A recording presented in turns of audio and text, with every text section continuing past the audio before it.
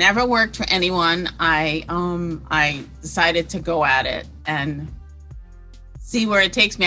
I remember when I first started, I also put pressure on myself, figuring I have to know how to do every design style. And as things developed, I realized you don't. Just do what you're best at. If I had a client that I'm working with, and I realize that you never say you can't do. You always say, let me look into it, and then you get back to the client. And I had a way of connectivity. If I had to find, back then, like a moire fabric or something, or someone to do a job or to perform a task, I would do my research. I would call up, I would find whomever I needed, whatever I needed to be able to complete the project. So even to this day, I'm a make it happen person.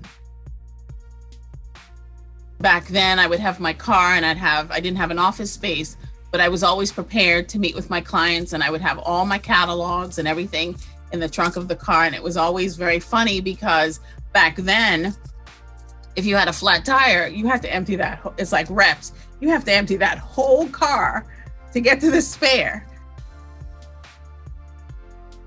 As I think back, when I first started, I went to furniture market, and I never ever saw people of color there. It was a rarity.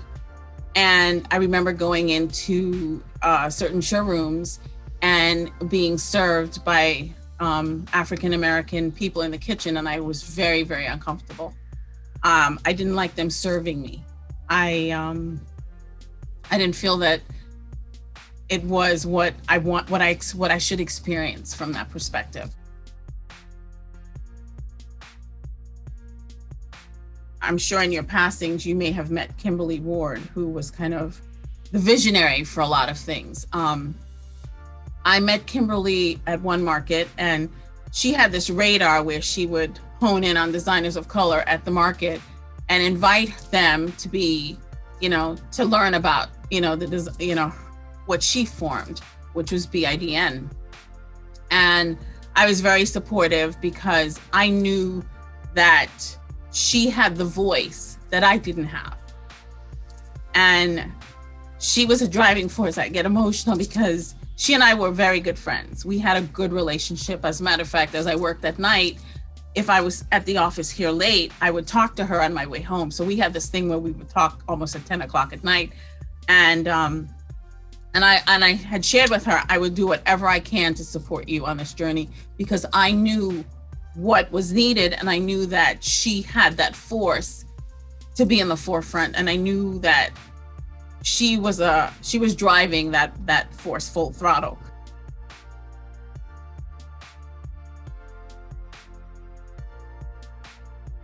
I'm working at it. I work a lot. I love what I do.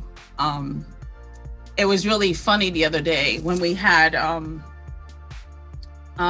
Memorial Day weekend. I had someone who inquired about design services, and this is when I realized I have a problem. Someone called, and I have an office phone at my home, and I was looking through the emails, and it also shows up when we have had calls. It shows up on our emails that we have had a call at the office. So I said to one of my friends, I said, I saw that someone called about design services, and I really shouldn't call today, but I'll try my best not to call. And as the day progressed, at like 1 o'clock, I got on the phone and called the potential client. And after that, I came back here on Tuesday, and I said to Jacqueline and the rest of the group, I said, I realize I have a problem, because I feel that when someone calls to inquire about services, it's that instant gratification that they want. They want to know that I found someone, I don't have to worry about that anymore, and it's being taken care of. So, and I think since I've lost my mom, I spend a little bit more time working than I should. It's a fast-moving train. A lot of time, a lot of dollars, and you're investing in your vision to be able to sell.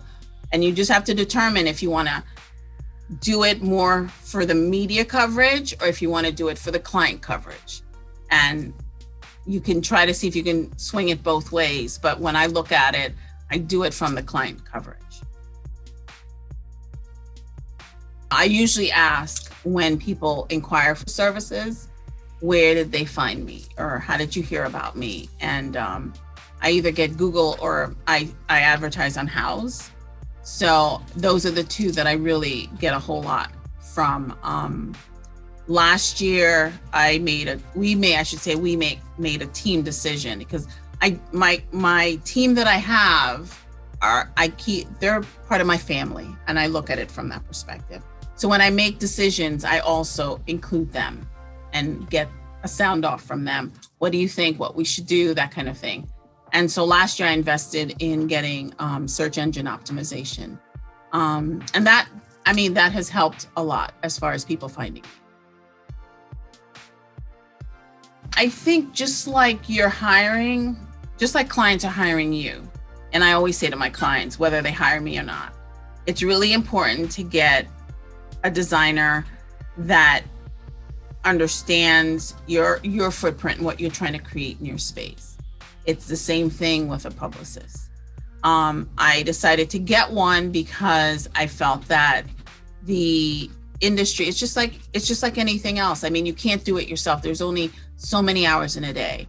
And when I decided to do it, we decided to do it as a team and figure it out from the perspective of where and what do we need to do now. And one of the things in my life that I've lived with in my growth is that I feel that the universe always nudges you to take the next step on your journey. I feel that so strongly because then you continue to go in circles with yourself until you figure out where you need to go. And if you don't take that next step, you kind of get stagnant in that one stirring pot that you're in. And it's to really tune into that. And I felt that the next step on our journey was to hire a publicist. And they know who to talk to. They are working on your behalf. And really find someone that you can build a good relationship with that can give you the service that you're looking for from that perspective. Interview them. The biggest thing for me in the success aspect of what I do is when I've created a space for a client that they love and it reflects what they envision things to be. When my friends tell me that I'm an entrepreneur, I always say, I am just a squirrel gathering some nuts.